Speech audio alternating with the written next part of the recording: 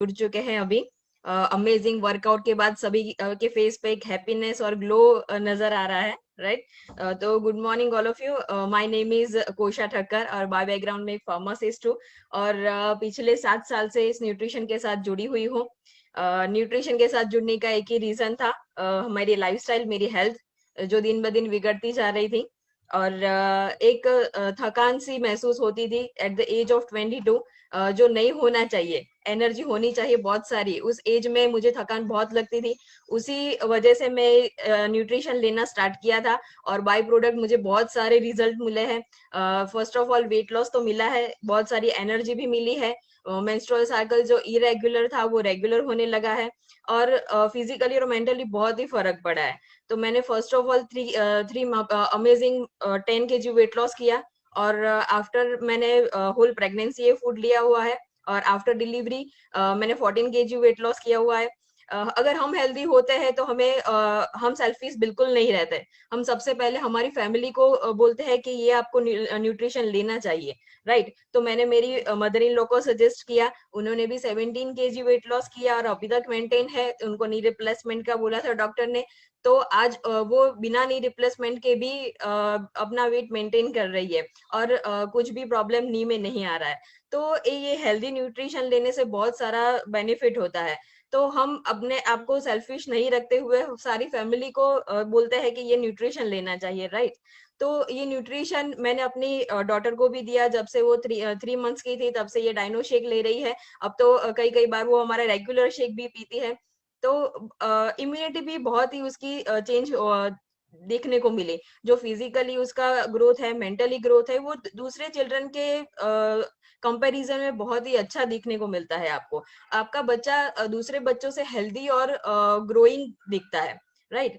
तो पूरा फैमिली हमारा हेल्दी होने लगा और हमने लोगों को हेल्प करना स्टार्ट किया, राइट? आज के पीरियड में हेल्प करना बहुत ही बड़ा माना जाता है। किसी को दान देने से अच्छा है किसी को हेल्प करें। किसी को मुसीबत के टाइम पे उसका हाथ पकड़े तो बहुत ही वो एक पुण्य का ही काम होता है, राइट? तो वो हेल्प हमें करनी है। तो आज का जो हमारा आपको टॉपिक है पीसीओएस, तो आप सबको पता ही है कि कौन सा टॉपिक है, राइट? तो लेकिन मैं जानना चाहती हूँ कि कितने लोग ऐसा सोचते हैं कि ये सिर्फ फीमेल के लिए है ये आज का टॉपिक। पीसीओएस मतलब ये तो फीमेल का टॉपिक है, हमें अटेंड करने की जरूरत नहीं है या ध्यान से सुनने की जरूरत नहीं है, सिर्फ फीमेल को अच्छे से सुनना चाहिए। कैसा लोग इतने ऐसा कौन कौन लोग ऐसे हैं जो ऐसा मानते हैं कि सिर्फ फीमेल के लिए टॉपिक है या मेल के लिए भी है? मैं जान सकती हूँ कितने लोग ऐसा मानते हैं कि ये मेल के लिए भी जानना जरूरी है ये टॉपिक को? क्या आप चैट बॉक्स में लिख सकते हैं? यस, एग्जैक्टली मैं ऐसा बोलना चाहूंगी कि ये मेल को भी ये अच्छे से सुनना चाहिए। क्यों? क्योंकि जो आपके घर में फीमेल्स है उनको ये प्रॉब्लम किसी ना किसी को हुआ होगा या अभी स्टार्टिंग पीरियड होगा। तो अगर हम जानेंगे कि क्या-क्या होता है और कैसे-कैसे हम उनको सपोर्ट कर सकते हैं, तो हम डेफिनेटली उनको मेंटली और फिजिकली भी सपोर्ट दे सकते हैं। तो हमें अच्छे से सुनना चाहिए, इनके कारण क्या है, उनको हेल्प हो सकती है, राइट? तो ये सबके लिए आज का टॉपिक है, तो सबको ध्यान से सुनना है, राइट? पीसीओएस क्या होता है? Polycystic ovary syndrome. मतलब ये गर्भाशय में होता है। पॉलीसिस्टिक मतलब बहुत सारी सिस्ट होने लगती है, तो इसको इसीलिए इसको पीसीओएस बोला गया है, राइट? उसमें क्या होता है? ओवरी बल्की होने लगती है क्योंकि बहुत सारी सिस्ट होने लगती है ओवरी में। धीरे धीरे उसकी थिकनेस बढ़ने लगती है, उसकी ओवरी वॉल की, राइट? तो ओवरी बल्की होने लगती है, बहुत सारे हार्मोनल इम्बैलेंस होना स्टार्ट हो जाता है। ये एक साइकिल है कि पीसीओएस की वजह से वेट गेन होता है और वेट गेन होने की वजह से पीसीओएस का प्रॉब्लम प्रॉब्लम जो है वो सॉल्व नहीं होता है। तो वो साइकिल घूमते ही रहता है, राइट? लेकिन उसमें से हमें बाहर निकलना है, तो उसके लिए हमें पता होना चाहिए कि इसके कॉजेस क्या है, राइट? अगर हम उसके कारण जान लेंगे तो उसको हम रिवर्ट करने में हेल्पफुल हो सकता है। आज एक जो कंडीशन है ये इंडिया में हर 5वीं लड़की को, ये टीनेजर हो या कोई भी फीमेल हो, उसको होना स्टार्ट हो गया है। आपके सराउंडिंग में अगर हर पांचवी लड़की को या हर पांचवी फीमेल को आज पॉलीसिस्टिक ओवरी सिंड्रोम का प्रॉब्लम होने लगा है। वो इंडिया में ज्यादा है, वो फॉरेन कंट्रीज में हर 10 लड़की में से एक को होता है, लेकिन इंडिया में ये ज्यादातर होने लगा है। क्यों? उसका रीजन क्या है? सबसे बड़ा रीजन है स्ट्रेस। सबसे बड़ा रीजन है स्ट्रेस, हमारा लाइफस्टाइल। क्योंकि ये जो डिजीज नहीं है, पॉलीसिस्टिक ओवरी सिंड्रोम है, वो डिजीज बिल्कुल भी नहीं है, ये लाइफस्टाइल डिसऑर्डर है। हमारी लाइफस्टाइल बिगड़ने की वजह से होता है। तो अगर लाइफस्टाइल बिगड़ते हम रोक दे और लाइफस्टाइल को हम अच्छी लाइफस्टाइल में कन्वर्ट कर दे, तो इसको हम रिवर्ट कर सकते हैं। तो ये रिवर्सल डिजीज है, ये सिर्फ डिजीज नहीं है, इसको रिवर्ट कर सकते हैं, इसलिए इसको लाइफस्टाइल डिसऑर्डर बोला गया है। अगर लाइफस्टाइल अच्छी करेंगे तो वो बेटर हो सकता है और उसको रिवर्ट भी कर सकते हैं। बहुत सारा स्ट्रेस हो जाता है, मेटाबॉलिज्म बिगड़ने लगता है, तब ये प्रॉब्लम्स होना स्टार्ट हो जाता है। फर्स्ट ऑफ ऑल क्या होता है, जो फीमेल बॉडी में मेल हॉर्मोन्स का बढ़ना, वो स्टार्ट हो जाता है। उस वजह से क्या होता है, फीमेल हॉर्मोन्स कम होने लगते हैं और मेल हॉर्मोन्स बढ़ने लगते हैं फीमेल बॉडी में। तो हमारा बॉडी भी मिस कम्युनिकेशन करना स्टार्ट करता है। क्यों? एंड्रोजन्स बढ़ने लगते हैं। तो जो जब मेल हॉर्मोन्स बढ़ने लगते हैं तो मेल जैसे सिम्टम्स सिंड्रोम्स हमें आना स्टार्ट हो जाता है। जैसे फेशियल हेयर आना, चिन पे बाल आना, या पूरे बॉडी पे एक्सेसिव हेयर होना, एक्ने स्टार्ट हो जाता है, और हॉर्सीनेस हमारी वॉइस में आना स्टार्ट हो जाता है। ये सब होना स्टार्ट हो जाता है। क्यों? मेल हॉर्मोन्स के इंक्रीज होने की वजह से हमारे बॉडी में। और सबसे ज्यादा हार्मोनल इम्बैलेंस होने की वजह से हमारा पूरा मेटाबॉलिज्म है वो ऊपर नीचे हो जाता है, जैसे भूचाल आ गया हो। राइट? हमारे अगर फैमिली मेंबर में जो मेन मेंबर है वो ना रहे इस दुनिया में, तो हमारी पूरी फैमिली में कैसा हो जाता है, सब ऊपर नीचे हो जाता है, फाइनेंशियली, मेंटली सब बिगड़ जाता है, जो बैलेंस नहीं रहता है। सेम हमारी बॉडी में मेटाबॉलिज्म सबसे मेन माना जाता है। अगर मेटाबॉलिज्म में ही प्रॉब्लम होना स्टार्ट हो जाएगा तो हमारी बॉडी में कुछ भी बैलेंस नहीं रहेगा। राइट? तो उसी वजह से हार्मोनल इम्बैलेंस होने की वजह से पीरियड्स इरेगुलर होना स्टार्ट हो जाता है। कभी कभी 3-3 महीने, 4-4 महीने स्कैंटी पीरियड्स होते हैं, एम्प्टी पीरियड्स होते हैं, बिल्कुल भी ब्लीडिंग नहीं होता है, ऐसा पीरियड्स होना स्टार्ट हो जाता है। और उसका मेन रीजन उस पर इफेक्ट करता है वो इंसुलिन है। इंसुलिन का बॉडी में सबसे ज्यादा बढ़ना उस इस कंडीशन में होना स्टार्ट हो जाता है, और कंडीशन को भी वो इम्प्रूव करता है, पीसीओएस की कंडीशन को। राइट? तो इंसुलिन बहुत ही इंपॉर्टेंट रोल प्ले करता है इसमें, क्योंकि वो मेटाबॉलिज्म को भी इफेक्ट करता है। राइट? तो एक्सेसिव बॉडी फैट होना, हाई इंसुलिन होना, और ज्यादा स्ट्रेस लेना। आजकल की लाइफस्टाइल हमारी ऐसी हो गई है कि हमें स्ट्रेस बहुत ही ज्यादा रहता है, तो उसी वजह से हमारी बॉडी में ऐसी कंडीशन प्रोड्यूस होती है जो पीसीओएस को बढ़ावा देती है। राइट? और इसके फैक्टर्स कौन कौन से है, पीसीओएस को के होने के कारण क्या क्या है? तो एक तो है टॉक्सिन्स। हमारी बॉडी में एक्यूमुलेशन होते हैं टॉक्सिन्स के, जो दिन ब दिन हमारे बॉडी में से वॉश आउट होने चाहिए। अगर वो नहीं होते तो क्या होता है, टॉक्सिन्स हर रोज हमारी बॉडी में आते हैं। कैसे आते हैं? एक तो एनवायरमेंट से भी आते हैं, हम जो एयर को इनहेल करते हैं, अगर वो पॉल्यूटेड है तो वो भी टॉक्सिन्स हमारे बॉडी में जाते हैं, सीधे लंग्स में जाते हैं। कुछ खाना खाते हैं हम, अगर वो पेस्टिसाइड्स वाला है, वो केमिकल्स वाला है, तो वो डायरेक्टली डाइजेस्टिव सिस्टम से हमारे ब्लड में चले जाते हैं। और वो टॉक्सिन्स अगर रिमूव नहीं होते तो बहुत सारा प्रॉब्लम होना स्टार्ट कर देते हैं। वो फर्स्ट ऑफ ऑल जब ब्लड में जाते हैं तो ब्लड को थिक करना स्टार्ट कर देते हैं, तो ब्लड का सर्कुलेशन धीरे धीरे बिगड़ने लगेगा।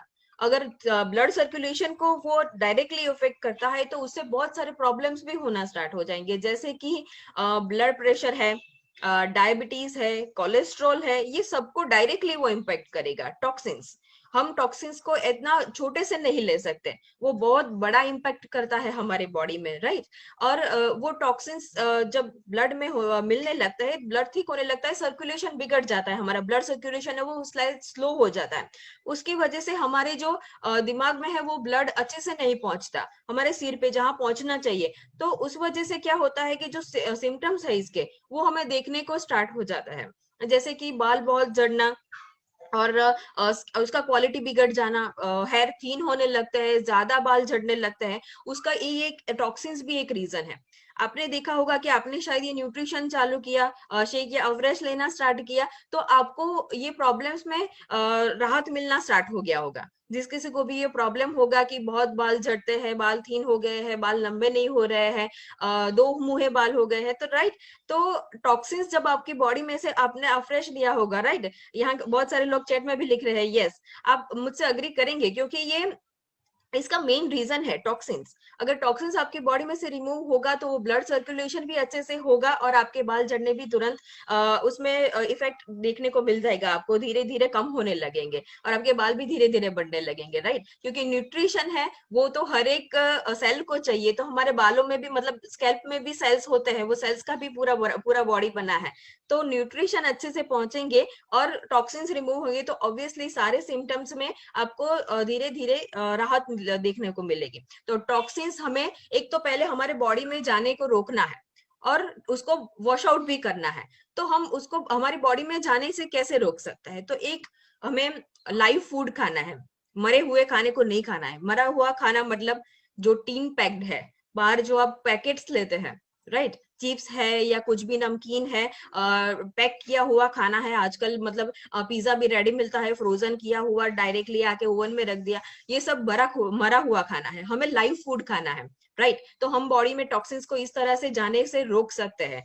और हमारे बॉडी में हम अगर एंटीऑक्सीडेंट भी डालेंगे तो भी वो धीरे धीरे हमारे बॉडी से वॉश आउट हो जाएंगे। सेकेंड कारण क्या है पीसीओएस होना? हमारी इम्यून सिस्टम वीक होना।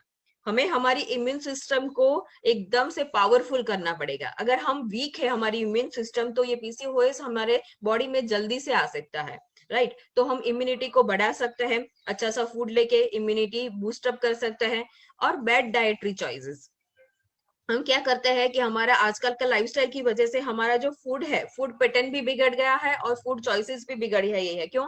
हमें क्रेविंग्स होता है, अच्छे अच्छे खाने के लिए क्रेविंग्स करनी होती है। तो हम ऐसा कभी कभी होता है कि शुगर क्रेविंग्स ज्यादा होने लगती है, कभी कभी स्पाइसी, कई कई लोगों को स्पाइसी खाने की क्रेविंग्स होती है। तो हम हेल्दी फूड भी ले सकते हैं, राइट।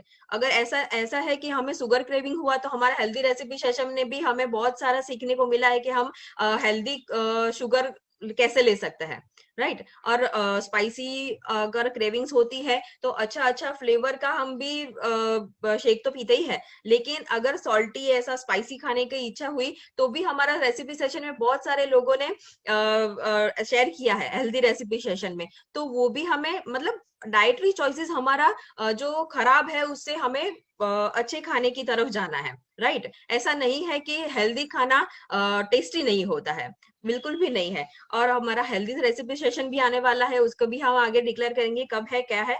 तो उसको भी अटेंड कीजिएगा, आपको उसमें से अच्छी अच्छी चॉइसेस भी मिलेगी, राइट। और उसका एक और रीजन है हमारा insulin resistance and obesity, PCOS होने के लिए। माना गया है कि जो लोग पीसीओएस से सफर कर रहे हैं उसमें से 40 से 80% जो फीमेल्स है वो ओबेज है, राइट। तो ये ओबेसिटी है वो सबसे बड़ा रीजन है पीसीओएस होने के लिए। और हमारे बॉडी में फैट जमा होना, ये दो बहुत ही बड़े रीजन है। वो पूरे मेटाबॉलिज्म को हिला देते हैं, जो हमारे बॉडी में इंसुलिन बढ़ने लगता है, इंसुलिन का रेजिस्टेंस होने लगता है हमारे बॉडी में। तो मतलब क्या है, हम शुगर जो डालते हैं हमारे बॉडी में, कुछ भी कार्बोहाइड्रेट्स भी डालते हैं, तो वो उसको एनर्जी में कन्वर्ट नहीं करता है, वो डायरेक्टली उसको शुगर को फैट में कन्वर्ट कर देता है, राइट। तो इंसुलिन रेजिस्टेंस होना स्टार्ट हो जाता है, मतलब हमारे बॉडी में शुगर को कन्वर्ट करने के लिए जो इंसुलिन आता है वो इंसुलिन का इफेक्ट ही नहीं होता है हमारे बॉडी में, ब्लड में, राइट, ब्लड शुगर में उसका इम्पैक्ट ही नहीं होता है। तो इंसुलिन रेजिस्टेंस होना स्टार्ट हो जाता है, उसकी वजह से भी पीसीओएस होना स्टार्ट हो जाता है। और पीसीओएस होने की वजह से भी डायबिटीज हो सकता है, क्योंकि इंसुलिन रेजिस्टेंस होना स्टार्ट हो गया है, राइट। तो ये सारा जो है वो इंटरकनेक्टेड है। और ओबेसिटी एक मेन रीजन है। दूसरे क्या हो सकता है, मतलब जब पीसीओएस का जब सिम्टम्स होना स्टार्ट हो जाता है तो एक सिम्टम उसका है एकदम जल्दी से वेट गेन होना स्टार्ट हो जाता है। आपको पता ही नहीं चलता कि मेरा 10 किलो कब बढ़ गया, राइट। तो एकदम से एक्सेसिव वेट गेन होना स्टार्ट हो जाता है। हमारा मूड है वो बार बार स्विंग होने लगता है, हम डिप्रेशन में चले जाते हैं। क्यों? क्योंकि उसके सिम्टम्स ही ऐसे होते हैं। पीरियड्स इरेगुलर हो जाते हैं तो हम पहला हमें स्ट्रेस आ जाता है, हमारे चेहरे पे दाग आ जाते हैं, एक्ने हो जाता है, हमारे स्किन में डिस्कलरेशन हो जाता है। तो सबको फीमेल्स को बहुत मतलब अच्छा दिखना किसको पसंद नहीं है। अगर हमें मुंह पे ही एक्ने होना स्टार्ट हो जाता है तो वो भी स्ट्रेस आ जाता है। अगर हमारे हेयर लॉस होने स्टार्ट हो जाते हैं तो भी स्ट्रेस आ जाता है। तो वो स्ट्रेस तो रहता ही है, और ऊपर से ये मेंटली जो इफेक्ट करता है हमारे बॉडी में, तो डिप्रेशन में बहुत ही जल्दी हम चले जाते हैं, राइट। और तो इसमें एक्सेसिव बॉडी हेयर भी होना स्टार्ट हो जाता है। ये सारी सिम्टम्स है, ये हम देखें तो सारे इंटर कनेक्टेड है, सब कुछ। फिर एक रीजन है स्लीप। हमें स्लीप डिस्टरबेंस होना स्टार्ट हो जाता है। ऐसा आपने सुना होगा कि जब रात को हम सोते हैं तो हमारा पूरा बॉडी रिपेयर होता है। तो स्लीप बहुत ही इंपॉर्टेंट है पीसीओएस में। अगर आपकी स्लीप डिस्टर्ब है, आप पूरा 7 या 8 घंटा नहीं सोते हैं, तो आपके पीसीओएस पे ज्यादा इफेक्ट होता है, राइट। तो हमें प्रॉपर स्लीप भी लेनी है। कुछ भी हो, हमें कुछ भी करना पड़े, मतलब ज्यादा वर्कआउट करना पड़े तो करिए, थकिए और सो जाइए, राइट। क्योंकि आपकी बॉडी को रिपेयर होने में आप ज्यादा मतलब अच्छी नींद लेंगे तो वो पीसीओएस को रिवर्ट करने में हेल्पफुल रहेगा। वो सारा इंटरकनेक्टेड है, राइट। तो आपको अच्छे से स्लीप भी लेनी है, और डिप्रेशन बिल्कुल नहीं लेना है। आपको मोटिवेशन सुनना चाहिए। मतलब ऐसा हम करेंगे तो मूड स्विंग नहीं होगा, बार बार हम डिप्रेशन में नहीं चले जाएंगे, राइट। हम हर रोज सुबह सुनते हैं 6 बजे मन की बात, तो हमें बहुत सारा मोटिवेशन मिलता है, राइट। इसी वजह से हमारा पूरा जो 21 डेज चैलेंज है वो इसी तरह से डिजाइन किया गया है, आपकी लाइफस्टाइल को आप अच्छा कर सके, सुधार सके, राइट। तो हमें डिप्रेशन में नहीं जाना है, और अच्छे से स्लीप लेना है, तो वो हमें हेल्पफुल हो सकता है। और बहुत सारे क्वेश्चंस होंगे कि क्या मतलब पीसीओएस होने की वजह से प्रेगनेंसी कंसीव होगी कि नहीं होगी, क्या पीसीओएस ट्रीट होगा कि नहीं होगा। क्योंकि बहुत सारे मिथ्स होते हैं, बहुत सारी बातें हमने सुनी होती है लोगों से। ऐसा भी सुना होता है कि अगर पीसीओएस होता है तो हम वेट लॉस नहीं कर सकते। लेकिन जैसे मैंने बताया कि ये लाइफस्टाइल डिसऑर्डर है, हमें लाइफस्टाइल को सुधार करना पड़ेगा। लाइफस्टाइल चेंज करेंगे तो ये सारे प्रॉब्लम सॉल्व हो सकते हैं। ऐसा कुछ भी नहीं है कि पीसीओएस ट्रीट नहीं हो सकता, या पीसीओएस वाले लोग वेट लॉस नहीं कर सकते हैं, ऐसा बिल्कुल भी नहीं है। इसीलिए हमें 3 चीजें बहुत ही माइंड करनी पड़ेगी उसके लिए। लाइफस्टाइल में चेंज कैसे आएगा, 3 चीजें से आ सकता है। फर्स्ट ऑफ ऑल एक्सरसाइज, कुछ ना कुछ वर्कआउट हमें हमारे बॉडी को करना पड़ेगा, राइट। अगर कोई दरवाजा है वो सालों से बंद पड़ा है, जिसको खोला ही नहीं है, अगर उसको हम खोलेंगे तो क्या होगा, आवाज आएगी या अच्छे से नहीं खुलेगा, उसको धक्का देना पड़ेगा। वैसे ही अगर हम हमारी बॉडी को मूवमेंट नहीं देते हैं, हमारी बॉडी को स्ट्रेच नहीं करते हैं, एक्सरसाइज नहीं करते हैं, तो हमारा बॉडी भी ऐसा हो गया है कि उसको धक्का देना पड़ता है, राइट। और हमारा जो रिप्रोडक्टिव सिस्टम है, जो ओवरी है, जो फैलोपियन ट्यूब्स है, पूरा उसको रिप्रोडक्टिव सिस्टम बोलते हैं। तो रिप्रोडक्टिव सिस्टम को अगर कुछ भी वर्कआउट ना होने की वजह से उसका मूवमेंट नहीं होगा, वो ओवरी को भी ट्विस्ट होना पड़ेगा हर रोज। पहले कैसे था कि हमारा जो लाइफ था, चक्की चलाते थे, आटा भी उसमें पीसते थे, बहुत सारे घर के काम भी रहते थे, तो मूवमेंट हमारा बॉडी का रहता था। लेकिन इसमें हमारी जो अभी लाइफस्टाइल है उसमें ऐसा बिल्कुल भी नहीं है कि हमारी बॉडी को कुछ कोई भी स्ट्रेस होता है, राइट। अगर आप चाहे वर्किंग वुमन हो या हाउसवाइफ हो, घर पे भी ऐसा कोई काम नहीं है। मशीन आ गया है, वो कपड़े मशीन में धुलते हैं, काम वाली आती है तो झाड़ू पोछा वो करती है, बर्तन वो करती है। हमें सिर्फ घर को मैनेज करना रहता है। मतलब बहुत सारा काम रहता है, ऐसा बिल्कुल भी नहीं है। मैं आपको बिल्कुल भी ऐसा नहीं कर रही कि आपको काम नहीं है, लेकिन हमारी बॉडी को स्ट्रेस नहीं होता है, हमारी बॉडी स्ट्रेच नहीं होती है, उसको कुछ भी काम करने की जरूरत नहीं पड़ती है, राइट। तो बॉडी को स्ट्रेच करना बहुत ही जरूरी है, उसके लिए एक्सरसाइज बहुत ही इंपॉर्टेंट है। आपको आधे से 1 घंटा, मिनिमम आधा घंटा आपको बॉडी को एक्सरसाइज चाहिए। तो हम सुबह में वर्कआउट करते हैं, बहुत सारे लोग यहाँ पे जुड़े हैं, सारे एक्सरसाइज करते होंगे, मैं मान लेती हूँ। लेकिन एक्सरसाइज बहुत ही इंपॉर्टेंट है आपके बॉडी के मूवमेंट के लिए, आपके बॉडी के रिप्रोडक्टिव सिस्टम के लिए, राइट। तो एक्सरसाइज करना स्टार्ट कर देना चाहिए। अगर आप कुछ साइकिलिंग करना चाहिए तो साइकिलिंग कर सकते हैं, स्विमिंग कर सकते हैं, कुछ ना कुछ आपको बॉडी को मूवमेंट होना चाहिए, ऐसा कुछ भी कर ले। आप जॉगिंग कर ले चाहे 1 घंटा, वो भी कर सकते हैं। हमें 5000 10,000 स्टेप्स इसीलिए रखे हैं कि आप चले, ओके, आप चलेंगे तो आपका बॉडी भी चलेगा, राइट? तो वो फर्स्ट ऑफ ऑल ध्यान में रखना है। सेकेंड है वो डाइट है। हमारा डाइट हम चेंज कर सकते हैं। कैसे कर सकते हैं? उसको प्लान कर सकते हैं। मतलब टाइम पे खाना, टाइम पे ब्रेकफास्ट लेना, टाइम पे डिनर और लंच लेना, ये सब हम टाइम टू टाइम करने लगे तो बॉडी को भी अच्छा फील होगा, क्योंकि टाइम से उसको न्यूट्रिशन भी मिलना चाहिए, राइट? और उसमें भी डाइट में हम कैसे कन्वर्ट कर सकते हैं किसी को, तो हमें बॉडी में मतलब क्या चाहिए। तो अभी इस कंडीशन को देखते हुए हमारे बॉडी में कैल्शियम 600 मिलीग्राम तक जाना चाहिए, कार्बोहाइड्रेट्स 400 से 450 तक ही जाना चाहिए, ज्यादा नहीं जाना चाहिए। प्रोटीन की रिक्वायरमेंट हमारी फुलफिल होनी चाहिए, 50 से 55 ग्राम तक प्रोटीन जाना चाहिए। 21 मिलीग्राम आयरन की जरूरत होती है तो वो मिलना चाहिए। टोटल फैट 25 ग्राम होना चाहिए। अच्छी वाली फैट लेनी चाहिए हमें। हमारे बॉडी में सोडियम 1200 मिलीग्राम तक जाना चाहिए। ये सारे ध्यान रखने की जरूरत है। उसके लिए हम क्या कर सकते हैं? तो जैसे मैंने बताया कि हेल्दी फैट लेना है, तो हेल्दी फैट के लिए हम क्या कर सकते हैं? हमारे डाइट में क्या क्या चेंजेस कर सकते हैं? तो एक तो है कि सिया सीड्स हमें ले सकते हैं, फ्लैक्स सीड्स ले सकते हैं, स्पिनच को हम इंक्लूड कर सकते हैं हमारे डाइट में। जैसे वीकली हमने 2 बार स्पिनच ले लिया। गुआवा ले सकते हैं, रो गुआवा। फिर आंवला है, वो भी हेल्पफुल करता है, राइट? और अगर कोई नॉनवेज है तो फिश ले सकता है, या ऑर्गेनिक ब्राउन एग्स को कंज्यूम कर सकता है हेल्दी फैट्स के लिए। और हम क्या कर सकते हैं? फास्ट कार्ब्स के बदले हम स्लो कार्ब्स लेना स्टार्ट करेंगे। आपने कल कल भी देखा होगा लो जीआई फूड वाला, राइट? तो वो क्या करता है? फास्ट कार्ब्स है उसका जीआई हाई रहता है, तो हमें लो जीआई की तरफ जाना है। मतलब स्लो कार्ब्स लेंगे तो वो लो जीआई वाले होंगे। और मैंने आपको बोला कि इंसुलिन इसमें बहुत सारा इफेक्ट करता है पीसीओएस की कंडीशन के लिए। तो वो इंसुलिन को भी अफेक्ट करेगा। जो फास्ट कार्ब्स है वो इंसुलिन को स्पाइक करता है, मतलब इंसुलिन को बार बार बॉडी में रिलीज करता है, क्योंकि वो हाई जीआई है। अगर हम लो जीआई वाला फूड लेंगे, स्लो कार्ब्स लेंगे, तो हमारा इंसुलिन लेवल, जो ब्लड शुगर है, तो वो नॉर्मल में रहेगा। तो इंसुलिन को भी बार बार स्पाइक नहीं होना पड़ेगा, हमारे बॉडी में रिलीज नहीं होना पड़ेगा। तो उसी वजह से हमें स्लो कार्ब्स की तरफ जाना है। उससे क्या रहेगा कि हमारे हॉर्मोन्स है वो भी बैलेंस रहेंगे स्लो कार्ब्स की वजह से। अगर हाई मतलब फास्ट कार्ब्स लेंगे तो हार्मोन भी अनबैलेंस हो जाएंगे, तो उसी की वजह से। और जब हम फास्ट कार्ब्स लेते हैं तो हमारी क्रेविंग्स बढ़ती है। अगर हम स्लो कार्ब्स लेते हैं तो हमारी क्रेविंग्स भी धीरे धीरे कम होने लगती है, तो वो भी हेल्पफुल रहता है हमारे बॉडी के लिए।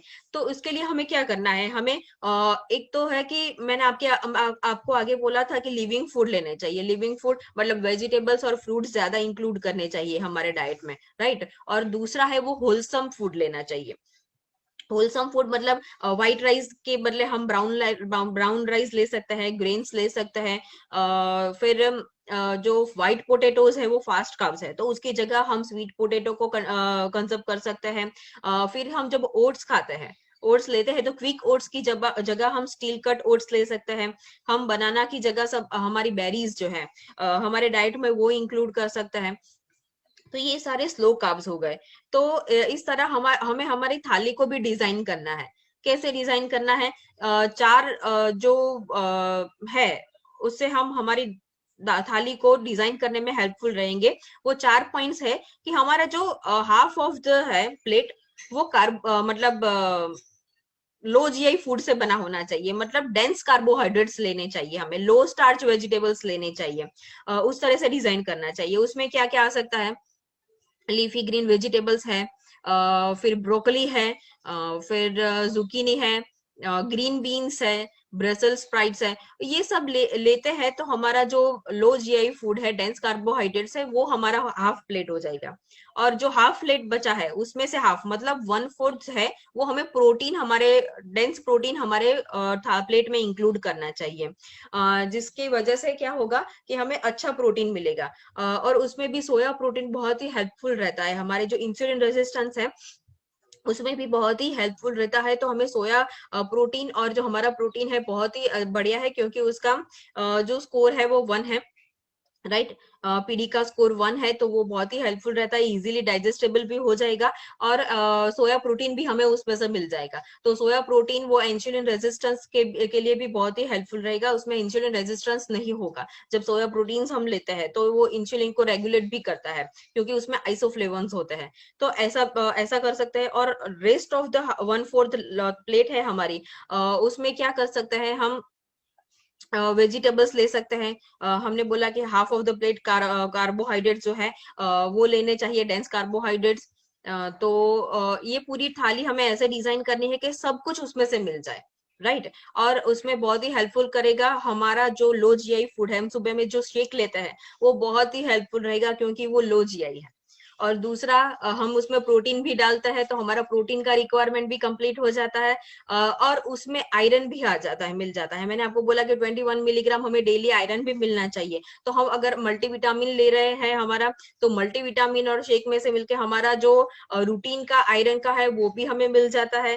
प्लस हम जो शेक बनाते हैं उसमें शेक मेट डालते हैं, राइट। तो कैल्शियम भी उसमें आ जाता है और हमारा अलग से एक सप्लीमेंट्स कैल्शियम भी है।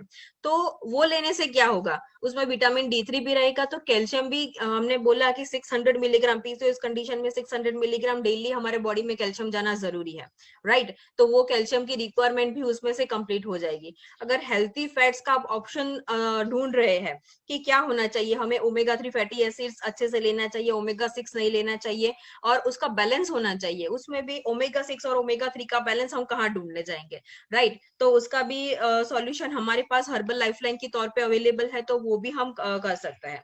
और दूसरा, ये हमने डाइट की बात की। हमने एक्सरसाइज की भी बात की कि 1 घंटा करना चाहिए। उसमें कुछ अगर आप अगर सुबह में आपको टाइम नहीं मिल रहा है, आप वर्किंग है, तो शाम के टाइम भी बिफोर डिनर भी आप एक्सरसाइज कर सकते हैं, कुछ आसन भी कर सकते हैं, योगा योगा कुछ कर ले आप आधा घंटा। तो कुछ आसन ऐसे हैं जो आपके डायरेक्टली आपके ओवरी को, रिप्रोडक्टिव सिस्टम को इफेक्ट करेगा। ऐसे कुछ आसन है जो आपको करने चाहिए। अगर डेली आप वर्कआउट करते हैं तो ऐसे आसन करेंगे, लाइक चक्की चलासन है। तो चक्की चलासन में आपका पूरा बॉडी हिलेगा और डायरेक्टली स्ट्रेस आएगा आपके ओवरी पे, आपके बेली पे। आपने देखा होगा तो जब चक्की चलासन आप करते हैं तब, तो राइट, तो वो डायरेक्टली रिप्रोडक्टिव सिस्टम को इफेक्ट करता है। तो वो चक्की चलासन कर सकते हैं, भुजंगासन कर सकते हैं, सर्वांगासन भी कर सकते हैं, और पश्चिमोत्तासन भी कर सकते हैं। ये सारे आसन है जिसको हम इंक्लूड करेंगे। यस, आज ही किया है हमने, राइट। तो ये सारे हमारे बॉडी के रिप्रोडक्टिव सिस्टम को बहुत ही हेल्पफुल करेंगे, होंगे। अगर आप एक्सरसाइज कर रहे हैं तो लोअर बॉडी का जो एक्सरसाइज है वो आपको बहुत ही हेल्पफुल रहेगा, राइट। तो ऐसे अगर आप साइकिलिंग करेंगे तो भी उसमें वो बेनिफिशियल होगा। मतलब कुछ ना कुछ जो आपको अच्छा लगता है, आपके बॉडी को सूट होता है, आपको सूट होता है, ऐसा कुछ ना कुछ आपको 1 घंटा करना है, राइट। और उसके साथ साथ हम हमारी सप्लीमेंट्स भी ऐड करेंगे तो वो भी बहुत ही बेनिफिशियल रहेगा, राइट।